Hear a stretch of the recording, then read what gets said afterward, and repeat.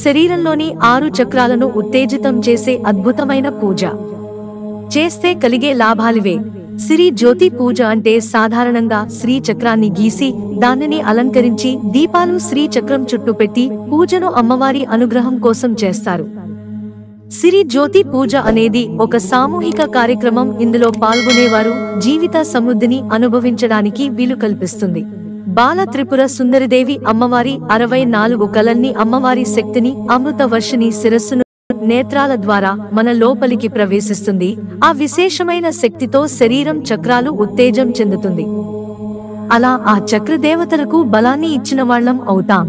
మనం ఒక పక్క గణపతి, సూర్యుడు, మరో పక్క శ్రీ మహావిష్ణువు, ఇంకో పక్క శివుడు, మధ్యలో అమ్మవారు. దీనినే పంచాయతారు. ఈ శ్రీచక్ర పూజలో కొంతమంది శివుణ్ణి, కొంతమంది విష్ణు, కొంతమంది అమ్మవారిని, ఇలా వారికి నచ్చిన దేవుని పూజిస్తూ ఉంటారు. కొంతమంది నిరాకార తేజస్సును కూడా పూజిస్తారు. ఒక్కొక్క గురువు ఒక్కొక్క మార్గాన్ని అనుసరించి వారి మోక్షముకు చేరువవుతారు.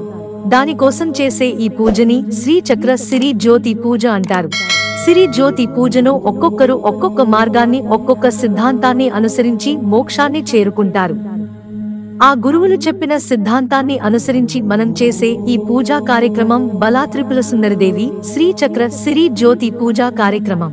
భక్తి, సృజనాత్మక కలసి రావడం వలన శ్రీచక్రం సామూహిక నిర్మాణం, ఐక్యత, ఆధ్యాత్మిక సామరస్యానికి ప్రతీక ఈ శ్రీచక్ర సిరి జ్యోతి పూజ కార్యక్రమం.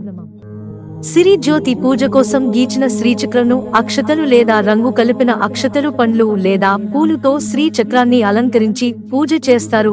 సిరి జ్యోతి పూజ శ్రీచక్రంలో భక్తులు అందరూ శ్రీచక్రం చుట్టూ కూర్చొని దేవిని ఆరాధిస్తూ వారి శక్తిని, జగత్ జనని అవలోకనం చేసుకుని ఆధ్యాత్మిక కార్యక్రమం.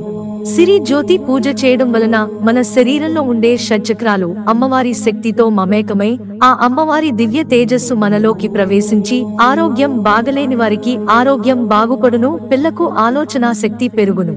మిత్రులారా, ఛానల్ సబ్స్క్రైబ్ చేసుకోవడం మర్చిపోకండి. ధన్యవాదాలు.